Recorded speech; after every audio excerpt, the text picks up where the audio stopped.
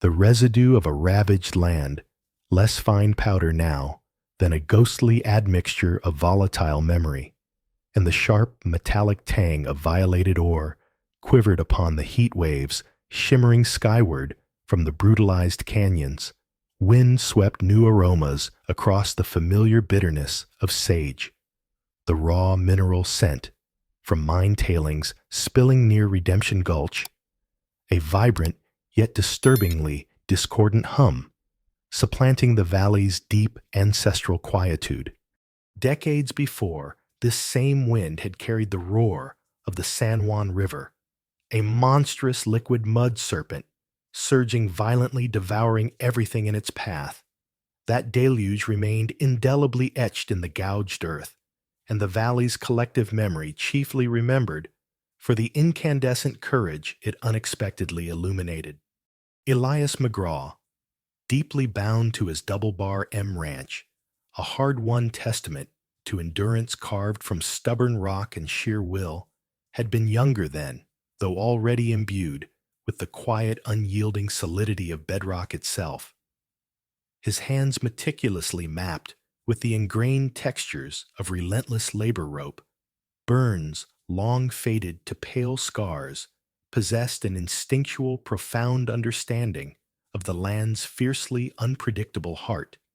Time itself sculpted his face, etching lines of ingrained resilience, yet his eyes an unwavering piercing blue, like a sky scoured clean by harsh desert winds, retained a clarity that absorbed the surrounding growing tumult without faltering. He moved with the quiet authority of a man intrinsically guided by an internal compass, permanently fixed on integrity, established long before seductive whispers of silver began to infect the valley's soul. Then, abruptly, slicing through the memory of the floodwater's deafening roar, a sound thin as drawn wire, yet imbued with raw, desperate panic, pierced the recollection of that past deluge downstream, where the furious channel hammered a lethal dam of ripped cottonwoods and debris. A minuscule flicker of desperate life fought the overwhelming churning current. A child small, visibly terrified, unmistakably, Dine Navajo was caught fast within its relentless grip, violently sucked beneath the churning brown surface, then flung abruptly upward. Gasping frantically, dark hair plastered like wet fur across his small face. Tiny hands clawing futilely at the immense power attempting to drag him inexorably under. In Elias's instantaneous reaction, there was no perceivable interval for deliberation, no hesitation for the calculus of risk. The response surged irresistibly from a source deeper than conscious thought, a low, soothing murmur to his buckskin mare, Dust Devil, whose volatile, fiery spirit mirrored her evocative name.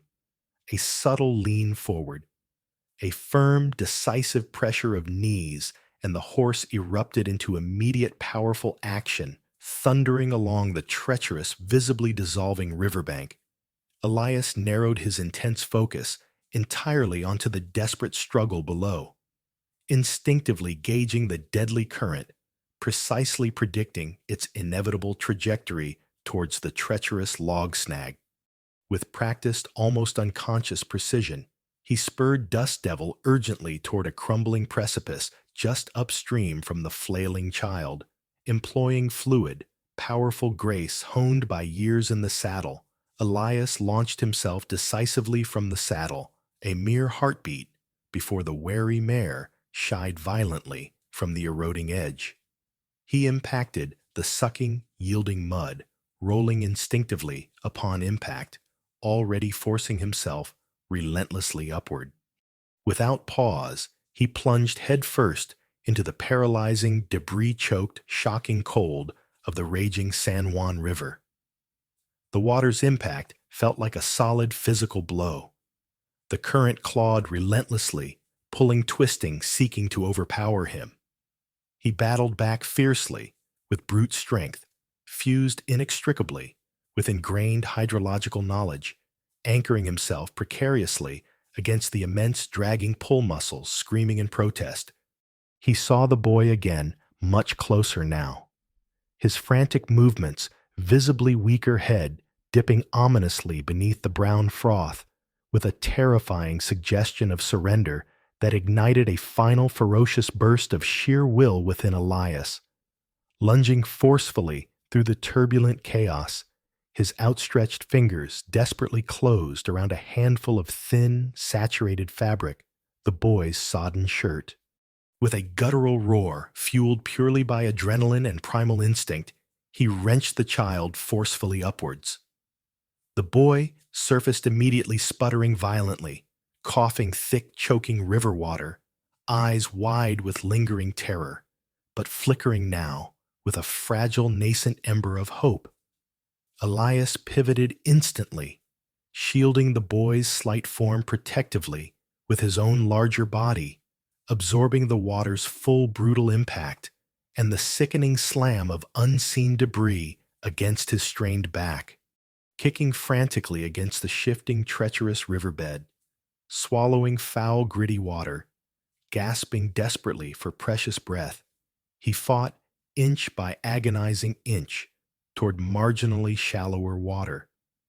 The child, a terrifyingly limp, vulnerable weight clutched against his chest. An eternity somehow condensed into brutal, exhausting moments.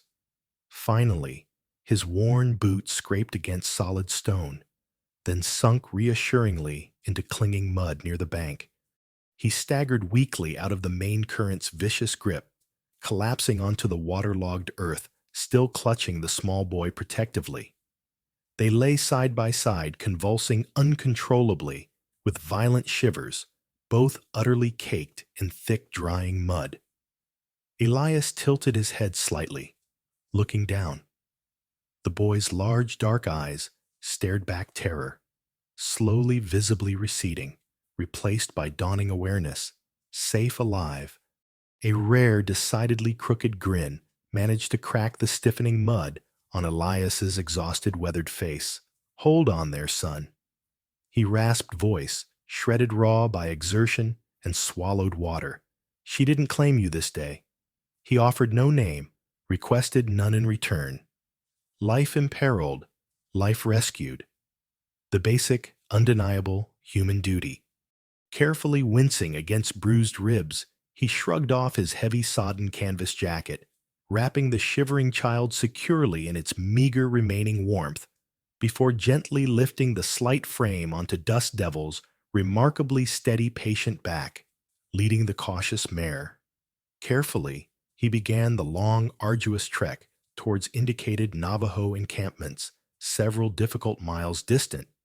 Hours later, thoroughly drenched, freezing cold, utterly bone-weary beyond description, he delivered the silent boy safely into the welcoming arms of his astonished, overwhelmingly relieved family. Their profound gratitude wasn't expressed in effusive words, but conveyed through deep, solemn nods, their eyes reflecting volumes of unspoken meaning and respect. Elias met their silent reverence with a reciprocal weary nod, swung himself heavily onto Dust Devil's waiting back, and turned tiredly towards his solitary ranch. The harrowing ordeal settled deeply into his unwritten internal ledger, a debt paid implicitly to sheer circumstance to fate. But the boy Hastian Cha, known much later among his people as Silent Bear, never forgot. It wasn't merely passive memory, but a fundamental truth, branded indelibly onto his spirit.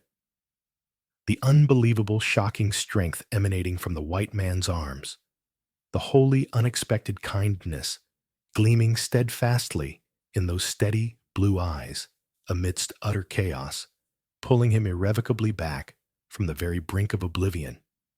A profound, unbreakable bond, forged in crisis, an immeasurable sacred debt incurred.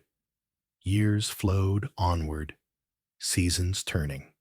The valley, long defined primarily by the quiet cyclical ranching cadences and the timeless rhythmic Dina presence, began vibrating with a jarring, dissonant frequency. Insidious whispers of discovered silver, rapidly swelled into the relentless, deafening cacophony of intensive mining operations. The sharp, jarring clang of pickaxes against stubborn rock, the constant groaning protest of heavily laden ore wagons carving deep, ugly scars where faint, ancient trails had once gently existed, disturbingly close to the Double Bar M's western boundary fence. A raw, chaotic settlement festered almost overnight into existence, aptly perhaps prophetically named Redemption. Gulch, scattered tents metastasized quickly into a chaotic, sprawling jumble of unpainted, rough-hewn timber shacks leaning precariously against each other. The potent siren call of potential riches drew men like vultures converging on carrion. Some arrived bearing genuine, albeit naive hopes for a better future. Many more trailed visible darkness behind them, like shadows, their smiles thin and predatory, their hearts already riddled with corrosive, insatiable greed. Elias McGraw observed this rapidly encroaching chaos from his weathered sanctuary porch with vigilant, unwavering caution. His substantial land holdings, encompassing vital pastures and critically important river stretches, remained an island of relative stability and tradition.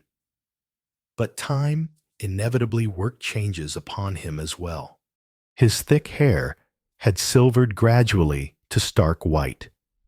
His movements lacked their former agility, replaced now by a measured, deliberate economy born of age and accumulated wisdom. His beloved wife Martha lay buried peacefully beneath the solitary cottonwood tree near the main house, taken swiftly, cruelly by a virulent fever years prior, leaving behind a profound, echoing silence within the sturdy ranch house walls.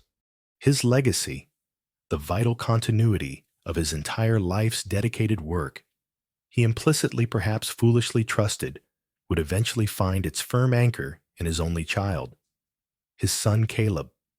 Caleb McGraw seemed intrinsically shaped from different, far more malleable, perhaps weaker clay. Where Elias perceived the land as a living, breathing entity demanding unwavering respect and careful stewardship, Caleb saw only quantifiable inventory, measurable acres, exploitable resources to extract essentially inert collateral awaiting leverage for profit. The feverish glint of rumored silver ignited a similar intensely avaricious gleam in his own eyes, steadily warping his judgment.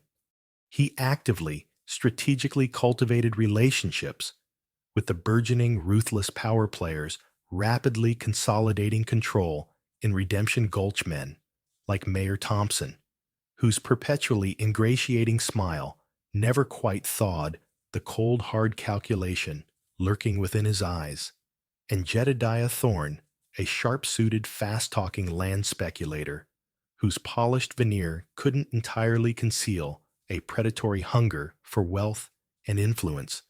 These men spoke incessantly, tiresomely of progress, of taming the wilderness, bringing supposed order to the frontier.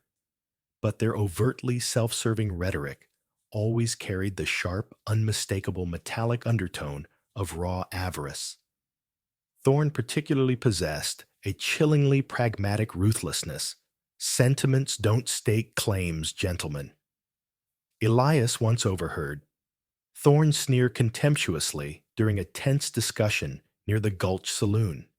Possession firmly backed by paper and sheer power, that's the only true law that ultimately matters out here. Elias, acutely sensing his son's increasingly perilous trajectory, attempted repeatedly, patiently, to guide him back, to reinstill the foundational tenets he held sacred: unwavering honesty, profound respect for the land's delicate equilibrium, genuine deference to the deep-rooted history and undeniable ancestral rights of the Navajo people, the Dine, whose traditional territories bordered the Double Bar M intimately and extended significantly into the potentially mineral-rich foothills that Thorne Thompson, and now tragically Caleb himself, eyed with blatant, undisguised covetousness. But Caleb grew quickly impatient, then became openly dismissive of his father's perceived old-fashioned, inconvenient principles. He viewed the vast adjacent Navajo lands not as sacred ancestral heritage, but merely as irritating logistical obstacles separating him from unimaginable life-altering wealth. "Father, you just don't understand the modern world," Caleb argued heatedly one tense evening, his voice tight with barely suppressed frustration. "Thorne sees the bigger picture here. This entire valley is literally sitting on a potential fortune. We hold back now, out of some misplaced sentimentality. We miss everything important." His tone turned dismissive. "The Dina, they just live there. They don't really use it, not in any productive sense." Elias shook his head, sadly, his clear blue eyes filled with weary, profound disappointment. "Using it isn't the same thing as owning its soul." "Caleb," he countered quietly, "some things simply aren't meant to be bought or stolen, especially not stolen through lies and deceit." The serpent of conspiracy began its insidious constriction, slowly, almost imperceptibly, at first carefully veiled by coded conversations held in hushed tones and strategically planted misleading rumors designed to confuse and intimidate.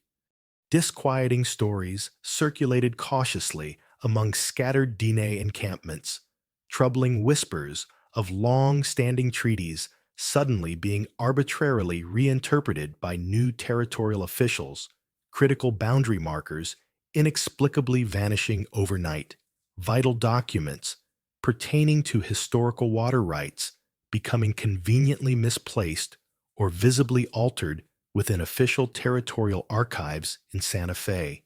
Navajo families, attempting to return seasonally to traditional grazing grounds, discovered passage abruptly blocked by newly erected menacing barbed wire fences stretched tightly across ancient established trails.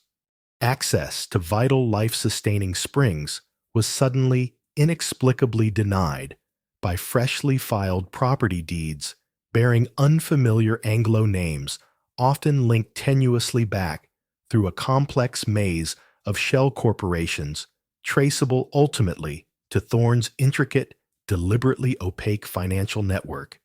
Elias, whose quiet, unwavering integrity had earned him rare, genuine respect among influential Navajo elders over many decades, began hearing their deeply troubled accounts firsthand. Concerned writers appeared hesitantly at his ranch gate, with increasing frequency, their faces taut with anxiety, recounting disturbing incidents, veiled threats subtly delivered, alongside confusing legal papers served by strangers invariably flanked by silent, heavily armed men. His simmering suspicions regarding Caleb's dangerously close associations with Thorne and Thompson rapidly crystallized into a cold, sickening dread. Late one turbulent, windy evening, alone in his dimly lamplit study, sorting through decades of meticulously kept ranch ledgers, searching specifically for a crucial historical document confirming historical water access rights vital to bolstering the emerging Navajo claims against Thorne's encroachments, his hand brushed against a slightly loose floorboard concealed beneath the heavy oak desk. Prying it up, cautiously, driven by a sudden premonition, he revealed not just accumulated dust, but a hidden shallow compartment containing a small, entirely unfamiliar ledger, bound stiffly in dark, unmarked leather.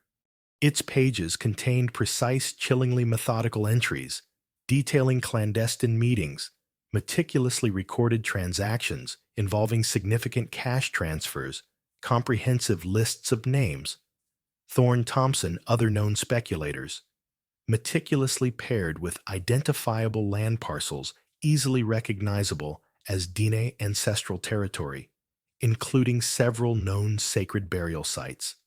Worse still, tucked damningly between several pages were the physical documents themselves, expertly forged property deeds bearing convincing simulations of traditional marks used by respected Navajo leaders, fraudulently drafted survey maps deliberately misrepresenting established boundaries, specifically to encompass recently discovered silver deposits located squarely on lands held profoundly sacred by the Dine, and copies of explicit correspondence outlining the systematic, calculated strategy to dispossess the entire Navajo nation through sophisticated legal manipulation, outright forgery, economic coercion, and escalating intimidation tactics. And there, confirming Elias's deepest, most gut-wrenching fear, were multiple detailed entries documenting substantial payments made directly to and outlining crucial logistical support provided specifically by his own son, Caleb McGraw.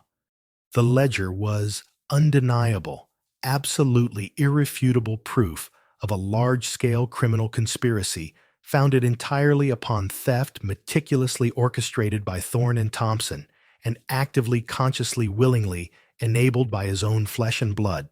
The crushing weight of this horrific discovery struck Elias with visceral physical force. Heavy, suffocating betrayal, colder and sharper than any high country blizzard, pierced him profoundly to his very core. His son, his only child, the intended heir to his hard-won legacy, now starkly revealed as a crucial, willing participant in a despicable, morally bankrupt conspiracy aimed squarely at defrauding a people Elias deeply respected, shattering the very bedrock principles upon which he had painstakingly constructed his entire existence.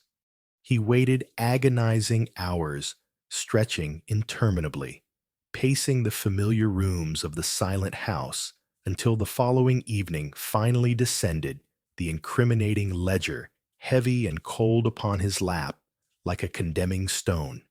When Caleb finally returned noisily from Redemption Gulch, his demeanor falsely expansive, flushed unnaturally with cheap whiskey and a brittle defensive confidence, Elias confronted him directly, not with exploding fury, but with a profound, bone-deep weariness, a sorrow so palpable it seemed to physically carve new lines into his already weathered face. He placed the dark leather ledger squarely on the solid oak table separating them, its mere presence radiating potent, silent accusation. Caleb. He began, his voice low, astonishingly steady, despite the turmoil within. Explain this. Explain this unforgivable abomination. Caleb's initial blustering, indignant denial crumbled almost immediately under the unwavering intensity of his father's heartbroken, accusing gaze. Weak denial rapidly evaporated, replaced instantly by a petulant, cornered resentment twisting his features. Ugly. It's called progress. Old man. Caleb finally spat his voice tight with a volatile mixture of fear and defiant bravado. Can't you see the stark reality staring you in the face? This valley is exploding. We either get on board this train or we get run right over by it. Thorne Thompson. They aren't just dreaming anymore. They're building it, seizing it. He gestured contemptuously towards the distant foothills, barely visible in the gathering dusk. And that land out there, it's swimming in silver, enough wealth for generations. That land is not yours to take. Caleb. Elias countered sharply, his voice dropping suddenly to a quiet, dangerous intensity. It belongs irrevocably, undeniably to the Dina. It is their ancestral home, their sacred space.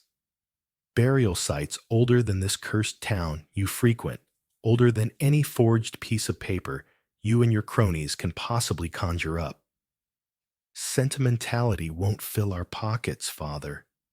Caleb retorted aggressively, his eyes finally darting away nervously. This isn't about feelings or history. It's business, cold hard, financial reality. This, Elias stated with absolute finality, his voice ringing with unshakable moral authority as he tapped the open ledger forcefully, is theft. Plain simple theft, built entirely upon lies and profound dishonor. It's trafficking in blood money, Caleb, pure and simple. And this ledger condemns you all. Every fabricated signature, every deliberately falsified survey line, every stolen acre, every single dirty dollar exchanged. I cannot possibly stand idly by and watch this happen. I will not allow this poison to destroy everything honorable this family, this ranch has ever stood for. Raw. Primal fear flickered briefly, unmistakably in Caleb's eyes, but was swiftly masked by a terrifyingly pragmatic cold calculation. He knew his father. Elias couldn't be swayed by promises, bribed with silver, or intimidated by threats. His principles were immutable granite. He would never compromise his fundamental integrity. The conspiracy, Caleb realized with a sudden sickening clarity, was already too advanced, the financial stakes astronomically high, and players like the notoriously ruthless Thorne far too dangerous to tolerate any possibility of exposure. His father holding this incriminating ledger transformed instantly in Caleb's mind, from merely a frustrating old-fashioned obstacle into a potentially fatal liability. A loose end that simply had to be tied off permanently. In that stark, electrically silent moment, faced with his father's unwavering integrity clashing irreconcilably against his own burgeoning consuming avarice, Caleb made his irrevocable choice. He consciously, deliberately severed the sacred bond of blood, sacrificing it callously upon the tarnished altar of insatiable greed. Turning abruptly, without uttering another single word, he strode stiffly from the study, leaving the incriminating ledger lying open on the heavy table like a final unspoken judgment, leaving his father enveloped in a crushing, terrible silence. Later that same night, long after an uneasy, unnatural quiet had finally settled over the Double Bar M Ranch, darker shapes detached themselves silently from the heavy obscurity of the surrounding night. Several figures moved with practiced, menacing stealth through the deep shadows surrounding the isolated ranch house. Thorne's hired men, their faces deliberately obscured beneath low-pulled hat brims, their movements conveying chilling predatory efficiency. Elias jolted from a shallow, uneasy sleep by the faint but distinct sound of splintering wood near the back kitchen door was violently overrun before he could react, before he could even reach the heavy shotgun kept loaded beneath his bed. He fought back fiercely, instincts taking over, landing one solid, satisfying blow that sent an attacker staggering backward momentarily. But the overwhelming numbers quickly subdued him. Rough, coarse rope bit cruelly into his wrists and ankles. A filthy, sweat-stained bandana savagely stuffed into his mouth, gagging him effectively. Gasping desperately through the suffocating fabric, his desperate eyes locked momentarily, perhaps accidentally, onto a lone figure standing passively, motionlessly in the dim hallway doorway, silhouetted starkly against faint lamplight filtering from the study. Caleb, his own son, stood utterly rigid, his face deliberately pointedly averted, staring fixedly down the empty dark corridor, actively refusing to meet his captured father's pleading, desperate gaze.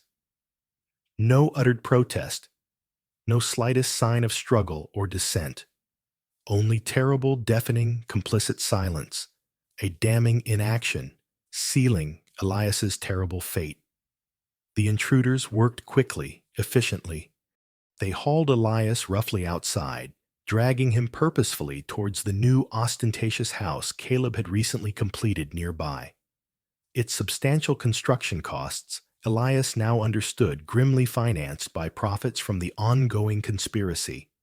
They dragged him forcibly across the darkened, windswept yard, down narrow stone steps, cleverly concealed beneath overgrown bushes near the foundation, shoving him violently into the cold, smothering blackness of an old, unused root cellar located directly beneath Caleb's impressive new foundation.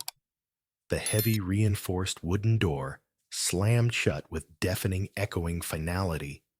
The harsh, metallic screech of a heavy iron bolt sliding irrevocably home from the outside sounded precisely, chillingly, like the final sealing of a tomb. Days bled into indistinguishable darkness and creeping, soul-crushing despair, stretching slowly into agonizing weeks. Then relentless months, trapped in that subterranean purgatory. The root cellar was utterly stripped of light hope, and basic human dignity perpetually damped the air, thick, stagnant, heavy with the cloying smells of mildew and slow decay. Unseen vermin scurried constantly in the oppressive darkness, a relentless, nerve-wracking symphony of neglect and isolation. Minimal sustenance arrived at unpredictable, irregular intervals. Stale, dry hardtack, brackish water tasting faintly of metal, just barely enough to keep a fragile pulse beating weakly within his deteriorating body. Occasionally, very late at night, the heavy bolt would scrape back loudly. The door creak open, protestingly, and Caleb would descend cautiously, his face partially illuminated by the flickering yellow glow of a single lantern, his eyes shadowed, never fully masking the sickening swirl of visible guilt, warring constantly with cold, pragmatic resolve. "Just sign it, old man," Caleb urged, repeatedly, his voice strained, almost pleading at times. "Sign the deed, transferring ownership of the double bar M. Sign the sworn affidavit, saying you found nothing incriminating, that the ledger was just some senile misunderstanding." His tone would harden. Thorne's losing patience. His powerful partners back east are getting extremely nervous. Just sign the blasted papers. Father. And maybe, just maybe, they'll let you live out your remaining days somewhere else, far away from here, quietly. Each time, Elias, though visibly gaunt, now his body bruised and weakened, significantly, his voice reduced to a dry, rasping whisper, adamantly, fiercely refused. The land, Martha's legacy, not yours, never yours to steal. He managed weakly, his words fragmented, but his resolve remaining diamond hard. Truth must prevail. The Dine families, their ancestral rights, more important than all your cursed silver. Each resolute refusal brought swift, brutal consequence. After Caleb retreated back up the steps, Thorne's hired thugs would silently enter the suffocating blackness. They delivered methodical, dispassionate beatings, seeking clinically systematically to break the resilient old body, since the indomitable spirit remained stubbornly unyielding. Above ground, Caleb's carefully crafted narrative gradually gained uneasy traction, significantly aided by Thorne's growing influence and a pervasive collective desire among the newer town residents not to scrutinize the source of newfound prosperity. Too closely, Elias McGraw, allegedly deeply grieving his wife's passing, perhaps growing frail and forgetful, had simply wandered off aimlessly into the vast wilderness. Weeks ago, tragically lost, presumed dead. Some longtime valley residents harbored private doubts, whispering cautiously amongst themselves. But palpable, pervasive fear of Thorne's demonstrated reach and known ruthlessness effectively muted any open dissent. Redemption Gulch flourished outwardly its rapid expansion, and gaudy new foundations mortared together with deceit, corrosive greed, and the slow, hidden murder unfolding relentlessly beneath Caleb McGraw's impressive ill-gotten house. Elias McGraw, selfless rescuer, widely respected rancher pillar of the old community, was being deliberately, systematically forgotten, actively erased from the valley's present, while chained cruelly in perpetual darkness, slowly, inexorably, succumbing, irrevocably, betrayed by his own blood. His only companions now were the crushing dark, the gnawing rats competing for his meager rations, the grinding ache in his abused body, and the unyielding burning truth clutched fiercely within his weakening memory. Far distant, upon the high, wind-scoured mesas of Navajo territory, Hastian Silent Bear began sensing a profound, fundamental wrongness pervading the lower valley. Not tangible evidence at first, more a subtle, pervasive dissonance carried faintly on the prevailing winds, an unsettling disruption his finely tuned senses detected with mounting, inescapable urgency. The terrified young boy, snatched violently from the San Juan's deadly fury decades earlier, had matured into a man deeply respected among the Diné people, a skilled hunter, a wise counselor, a formidable silent warrior when necessity demanded. His eyes held the quiet wisdom of experience, and buried deep within his spirit lay the indelible, formative imprint of a profound, life-altering debt, long dormant, but never ever extinguished. Troubling whispers began reaching the high Diné lands, fragmented, disturbing tales of aggressive new fences appearing suddenly across ancient pathways, respected elders being subjected to escalating pressure and thinly veiled threats by brusque white men brandishing intimidating legal papers, a palpable miasma of fear slowly settling over the lower valley communities like a poisonous fog. Woven consistently through these disturbing accounts was the stark, unsettling silence surrounding Elias McGraw, the resolute, unquestionably honorable rancher who had risked absolutely everything without hesitation for a drowning Navajo boy seemed inexplicably utterly vanished.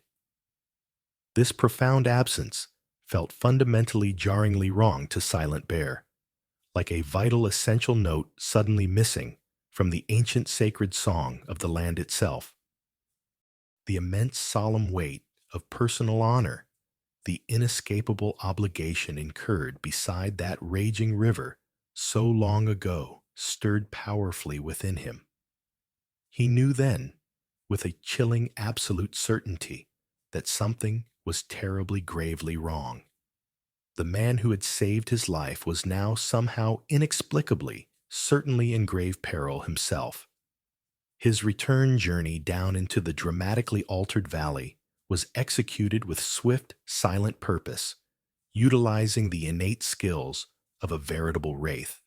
He navigated landscapes both intimately familiar and disturbingly altered, carefully skirting the heavily trafficked ore roads, now routinely patrolled by Thorne's armed men, relying instead on ancient, seldom used game paths, known only to his people.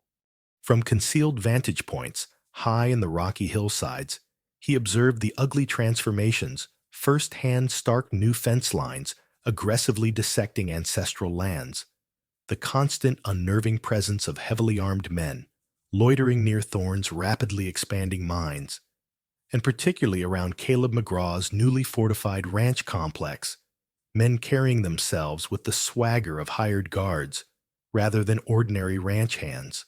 He noted the nervous, quickly averted glances from older townsfolk whenever Elias McGraw's name happened to surface casually in conversation. Redemption Gulch itself felt corrupted, simmering uneasily beneath its surface prosperity with palpable fear and dark unspoken secrets.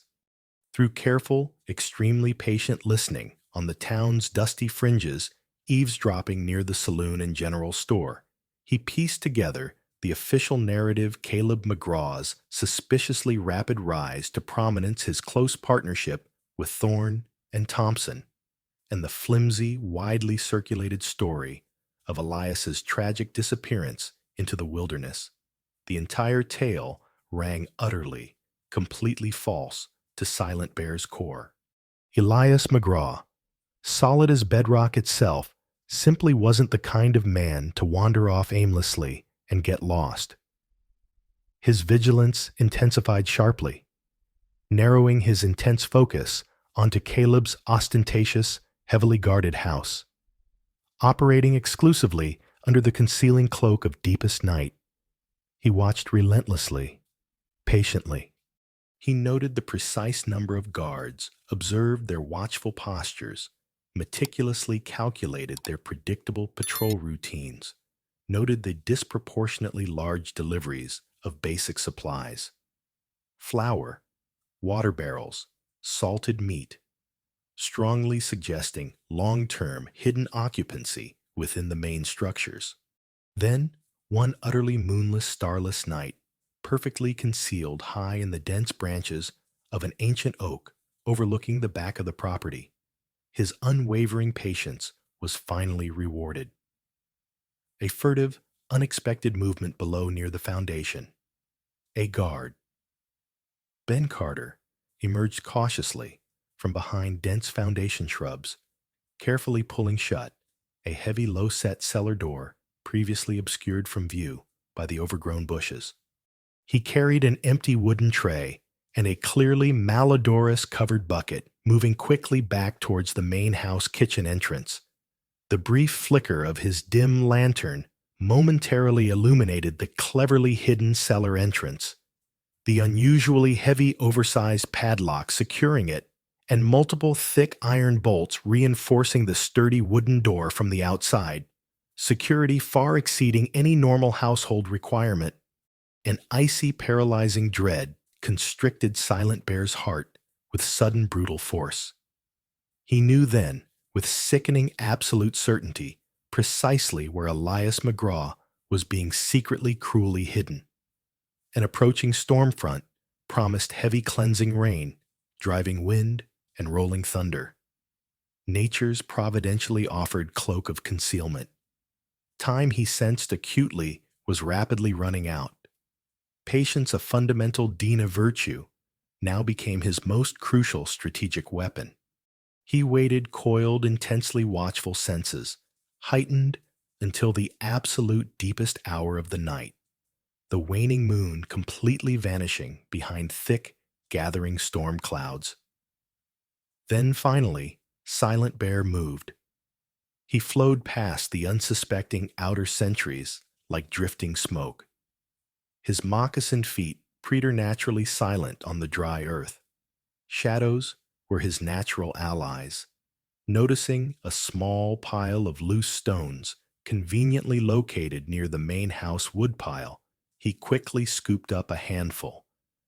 Creeping silently closer to the dark windward side of the main house, away from the cellar location, he expertly flicked several stones, rattling them loudly against a distant, darkened upper window pane.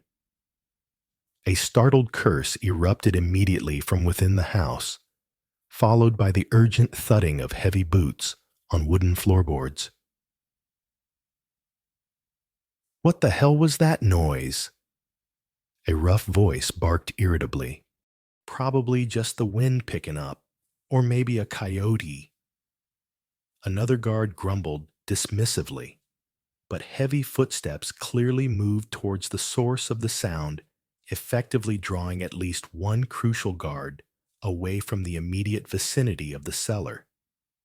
This momentary, deliberately created distraction was precisely the opening Silent Bear needed. He slipped back silently towards the concealing shrubs, masking the heavy cellar door. The external locks were indeed formidable, but not entirely insurmountable. Using slender, durable lockpicks skillfully improvised from pieces of hardwood and salvaged spring steel wire, employing ancient tribal knowledge, passed down through generations, he began the delicate, intricate work. Faint metallic clicks, disturbingly loud in the tense silence, were fortunately swallowed by the rising moan of the approaching wind and the first distant rumbles of deepening thunder. One heavy, clearly rusted external bolt grated loudly, stubbornly resisting his focused efforts with a small makeshift pry bar, until finally, with a reluctant, piercing screech of protesting metal, it slid free. He carefully eased the heavy wooden door, open just enough to slip silently through the narrow gap, pulling it almost completely shut behind him instantly, immersing himself in near-total suffocating blackness. The horrific stench hit him immediately like a physical blow. Thick, stale, unmoving air. The damp, earthy smell overlaid sickeningly with the pungent, inescapable miasma of prolonged sickness, accumulated filth, and profound despair.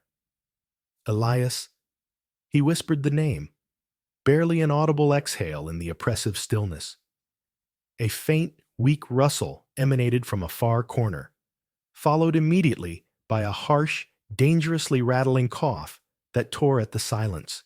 Moving cautiously towards the disturbing sound, his eyes slowly, painfully adjusting to the near-absolute darkness, Silent Bear finally found him, huddled pathetically on a meager, disgusting pallet of moldering damp straw. A brutally thick iron chain snaked heavily from a cruel, tight shackle cutting deeply into the raw, inflamed flesh of his thin wrist, securing him firmly to a massive iron ring set immovably into the damp stone wall. The man imprisoned within the stifling confines was barely recognizable as Elias McGraw. Skeletally gaunt his face, obscured by layers of grime framed by hopelessly tangled matted hair. His frail body was a horrifying canvas of fading bruises, festering sores, and obviously untreated injuries. His breathing was terrifyingly shallow, ragged, each tortured inhalation clearly a labored, painful struggle. Yet incredibly, as Silent Bear knelt silently beside him in the filth, Elias's eyes flickered weakly open. A faint, discernible spark of cognition surfaced briefly through the haze of pain and deprivation. Navajo boy. Elias rasped his voice, fragile, dry, barely audible. The river, awful storm. A powerful, overwhelming wave of righteous fury and profound sorrow tightened Silent Bear's chest painfully. I am here now, Elias, he replied softly, his own voice choked with emotion. Hastian Cha. I have returned. The debt always remains. His gaze fixed intently on the cruel, heavy chain, thick iron links securely riveted together. Breaking it cleanly at the wall, ring was utterly impossible without creating fatal noise, and precious time was desperately, terrifyingly short. Scrabbling quietly through the accumulated debris on the dirt floor, his searching fingers closed thankfully around a discarded length of heavy iron bar, likely left over from construction.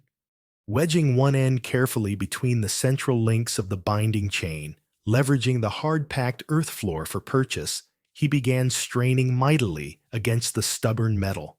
Metal groaned loudly, terrifyingly loud in the confined space. Sweat beaded instantly on his forehead. Muscles corded visibly in his arms and back under the immense focused strain. One thick link began slowly, grudgingly yielding groaning even louder in protest. Outside, providentially, the first heavy drops of rain began drumming insistently on the cellar roof, escalating rapidly into a driving vertical curtain of torrential rain. A desperately needed heaven-sent shroud of concealing sound. With a final explosive grunt of pure exertion, the stressed metal finally snapped cleanly, with a sharp, strangely echoing crack.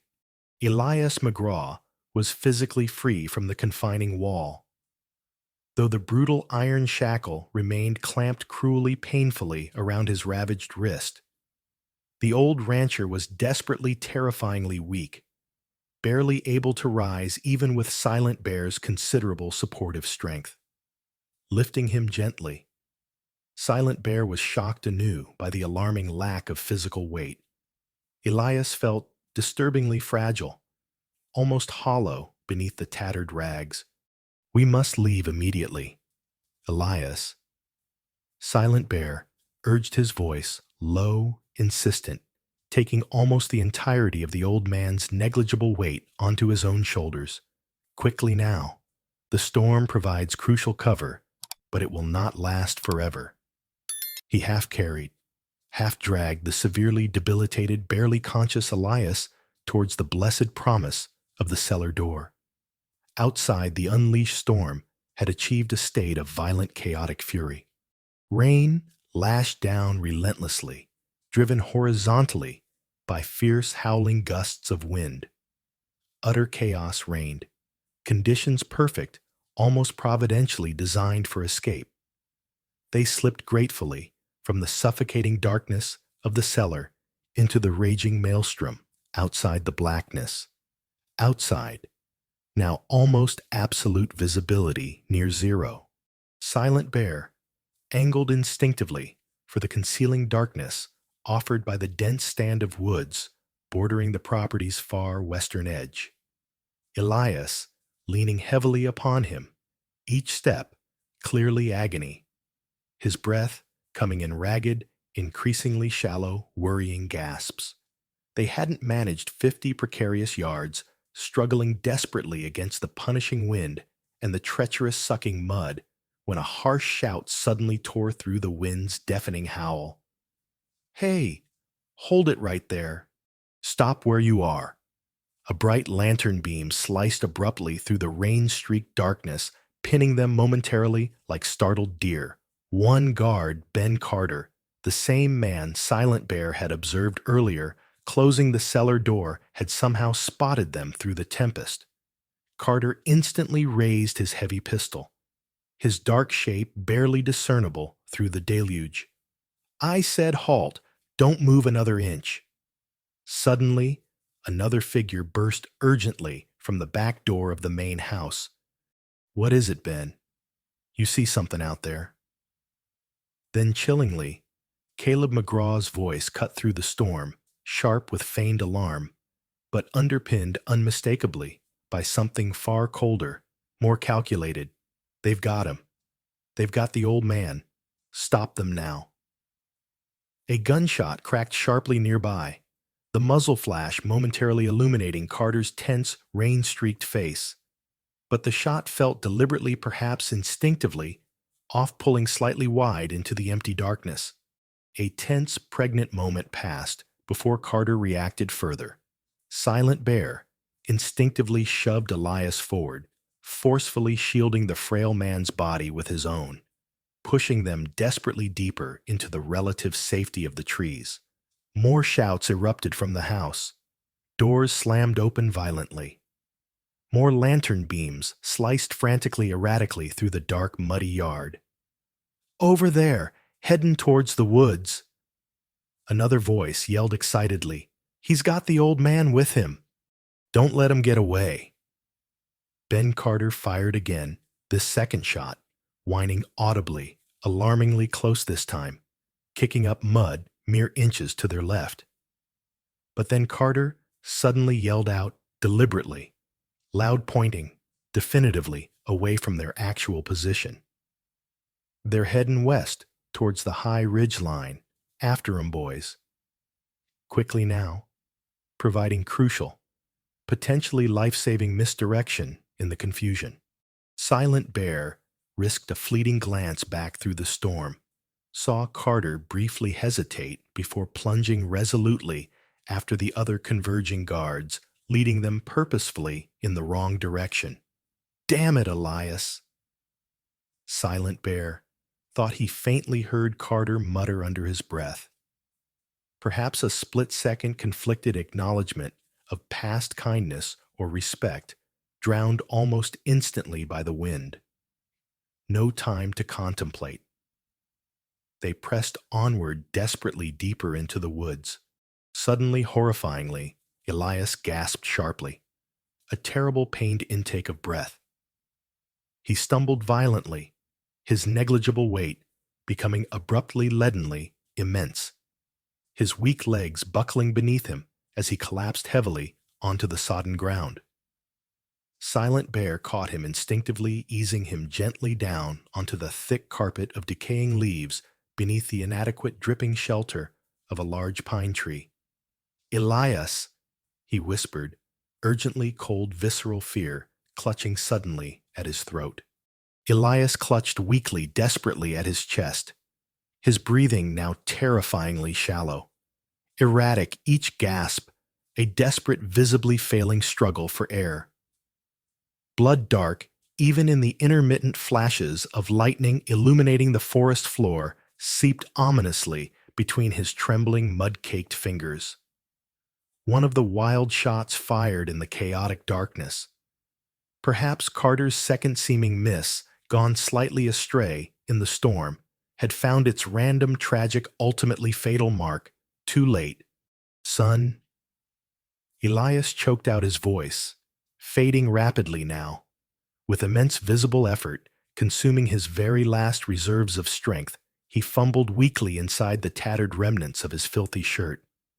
His weak fingers withdrew a small, tightly secured weathered leather pouch, surprisingly heavy for its size. Urgently, with a final desperate surge of will, he pressed it firmly, insistently, into Silent Bear's hand. "Here, you must take this. Absolutely must take it." Silent Bear's gaze dropped momentarily to the compact leather pouch resting heavy in his palm, then snapped sharply back to Elias's face, now disturbingly deathly pale in the gloom. "What is this, Elias? What is it?" "The proof. Damning proof."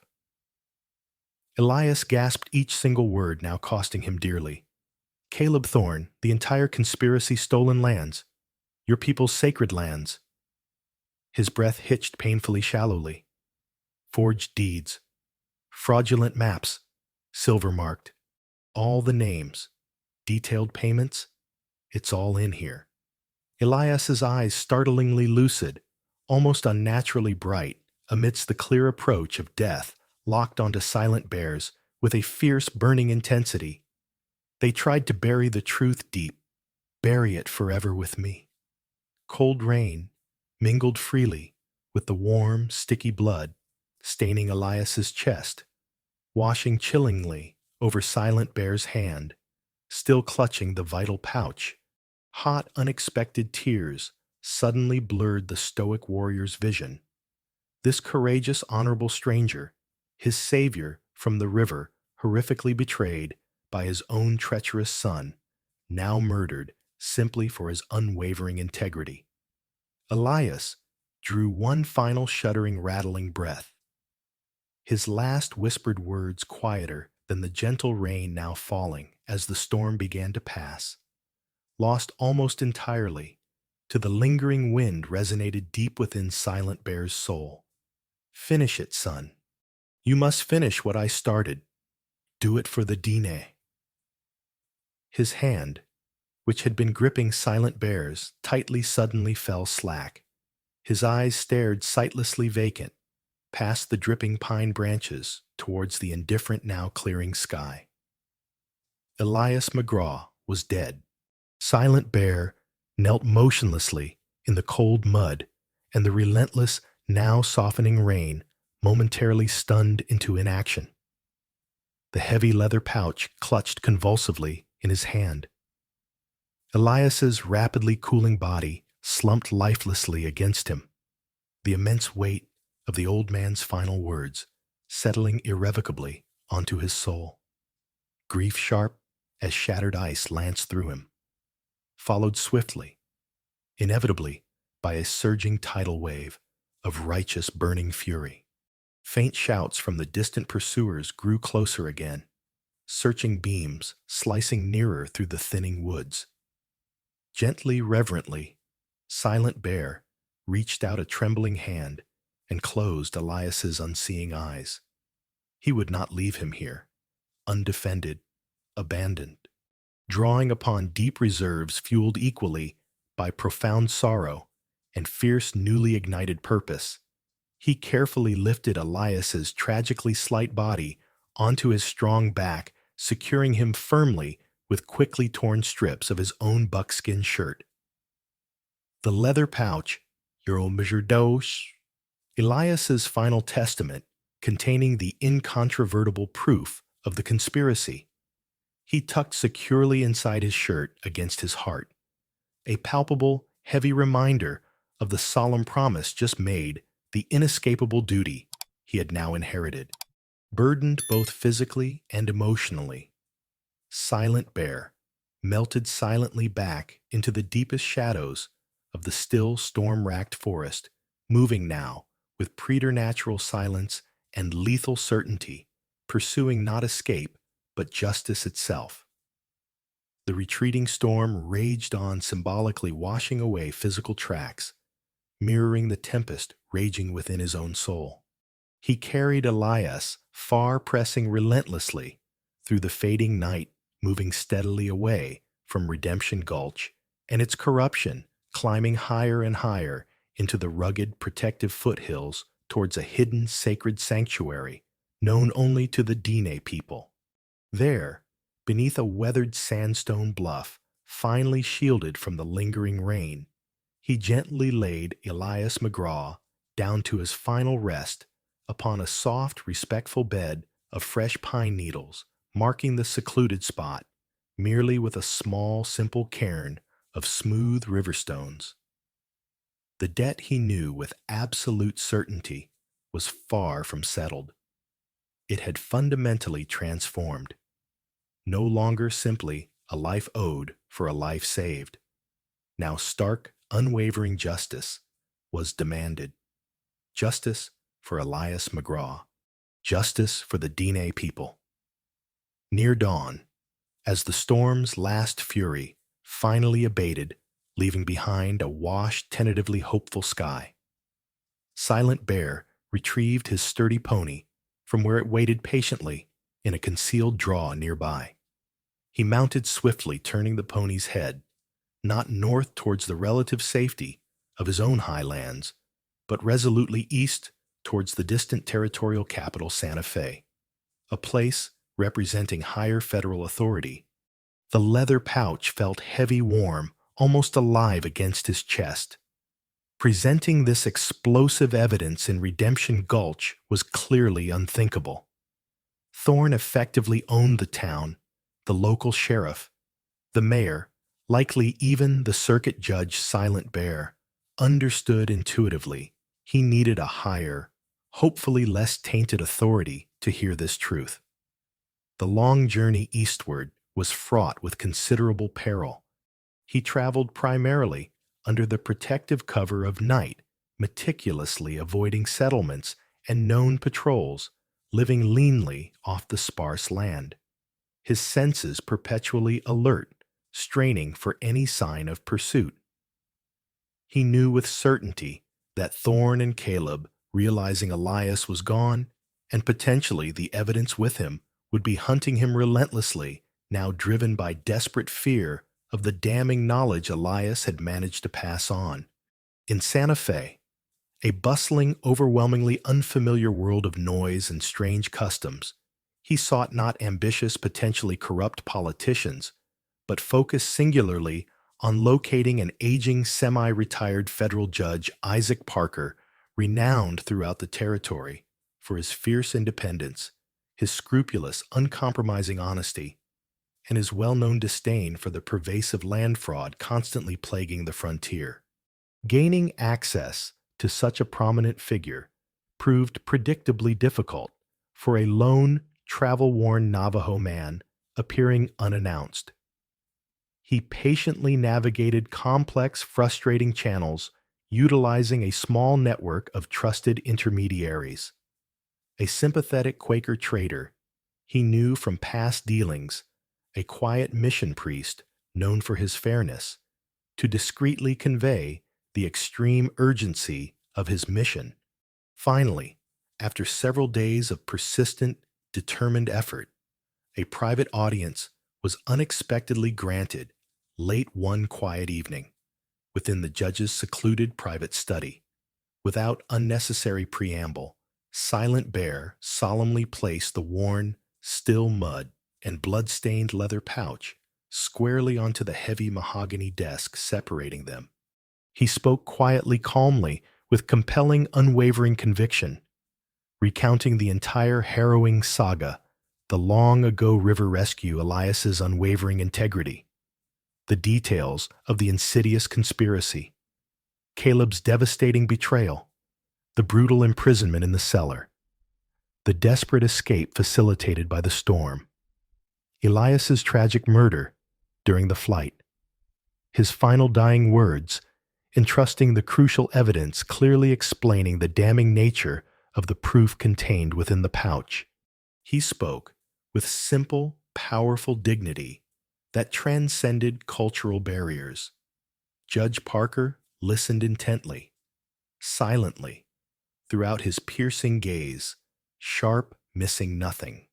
When Silent Bear finally finished his account, the judge meticulously, carefully opened the stained leather pouch, examining its contents. Piece by damning piece, the expertly forged contracts bearing fraudulent DNA marks, the deliberately falsified survey maps, the damning correspondence explicitly naming Caleb Thompson Thorne, detailing their scheme, the accumulated physical evidence presented was overwhelming, utterly irrefutable.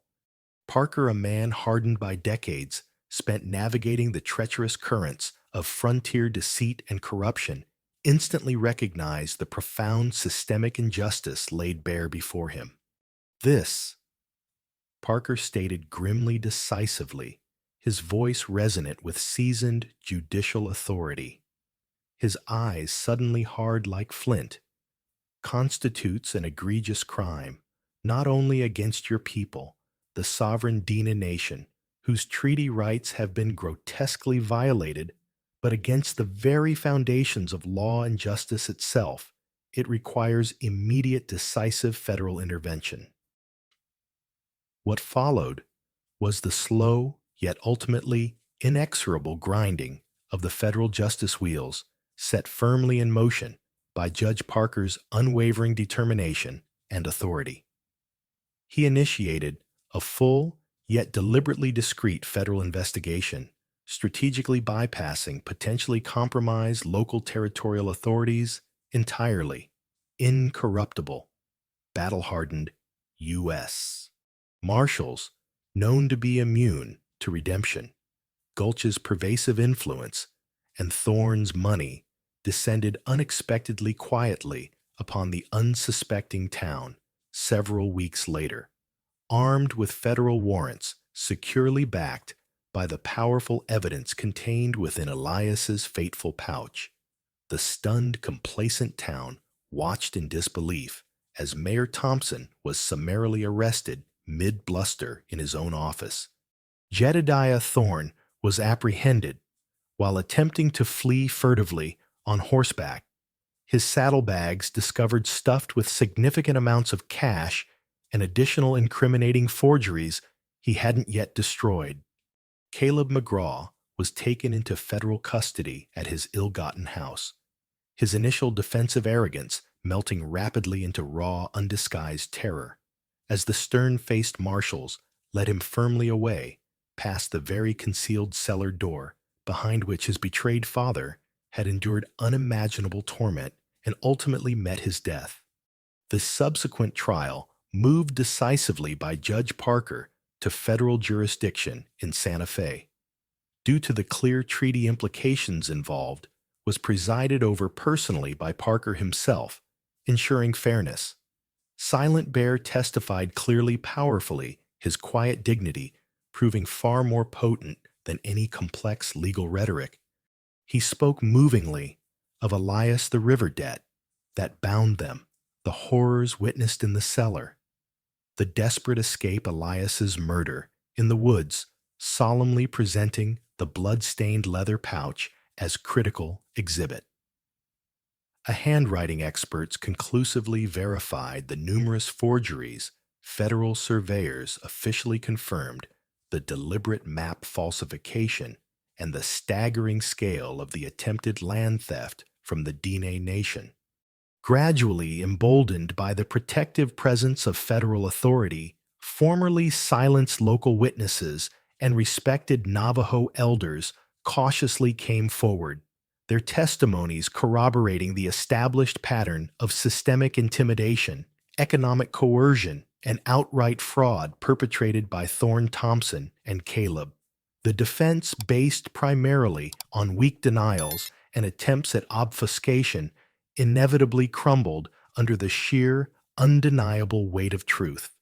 Caleb McGraw, Jedediah Thorne, and Mayor Thompson were swiftly found guilty on multiple serious federal counts, including criminal conspiracy, massive fraud, willful deprivation of civil rights under color of law, and contributing significantly through their actions to the wrongful death of Elias McGraw. Their sentences were appropriately severe, long terms to be served in distant federal penitentiaries, stripped entirely of their ill-gotten gains and corrupt authority. Truest justice, however, unfolded not within the confines of a distant courtroom, but back upon the sacred land itself, the federal court, acting swiftly on Judge Parker's strong recommendations, formally nullified all the forged deeds, fraudulent surveys, and illicit land claims originating from the conspiracy. Vast tracts of stolen ancestral lands, potentially rich in silver deposits, but far richer still in history, cultural spirit, and profound sacred significance were formally, legally, irrevocably returned to the sovereign stewardship of the Navajo Nation. A solemn, deeply moving ceremony convened weeks later on a portion of the newly reclaimed territory.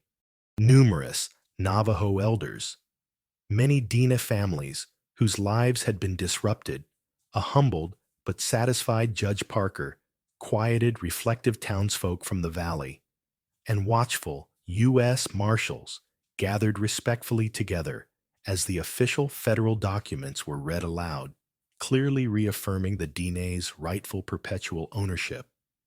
Silent Bear stood proudly beside the assembled elders, witnessing this profound moment of tangible restoration, a crucial necessary step towards healing the deep wounds inflicted upon both the people and the land. A gentle wind sighed softly through the tall pines surrounding the gathering, carrying the clean scent of recovery and regained freedom. The quiet promise of hard-won justice finally meaningfully achieved. Much later, when the crowds had dispersed and quiet returned, Silent Bear returned alone to the sacred hidden place high in the foothills, where Elias McGraw rested peacefully. He carried a single flat, distinctive gray stone smoothed perfectly by countless seasons, retrieved carefully from the quiet banks of the San Juan River, the very river whose turbulent waters had irrevocably forged their unique bond so many years ago.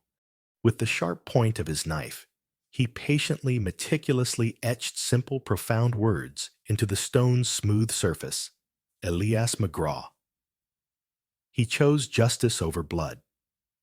He set the inscribed stone carefully upright at the head of the simple, unmarked grave, a solitary sentinel standing watch in the quiet solitude of the wilderness.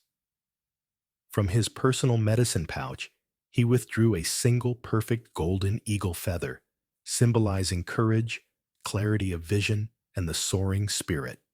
He placed it gently at the base of the memorial stone, a silent, deeply personal tribute from one soul to another. He stood motionless for a long time, listening intently to the wind whisper through the tall pines, hearing the land's eternal ongoing narrative. For one fleeting, almost imperceptible moment, carried distinctly on a sudden rising gust, it seemed to whisper back a faint acknowledgement, perhaps a faint, ethereal echo reaching across the veil. "Thank you, son," before fading back into the familiar sounds of the wilderness. It seemed the wind itself now carried the resilient, honorable spirit of the forgotten rancher freely across the mountains and canyons he had loved so deeply. Below down in the recovering valley, the rivers ran clear again, their natural courses flowing freely, now unimpeded by the temporary dams of human greed and corruption. The valley itself seemed to breathe easier, its recently fractured heart slowly beginning to mend its fundamental integrity, painstakingly, miraculously restored. Elias McGraw, betrayed cruelly by his own blood, callously left for dead in darkness, had ultimately achieved a profound, lasting victory through the unwavering honor and fierce persistence of the man whose fragile life he had once plucked selflessly from the river's deadly grasp. His desperate dying words became his betrayer's ultimate undoing, the essential catalyst for the salvation of both sacred ancestral land and a resilient, enduring people. Some debts truly do resonate across entire lifetimes, demanding remembrance, demanding eventual resolution.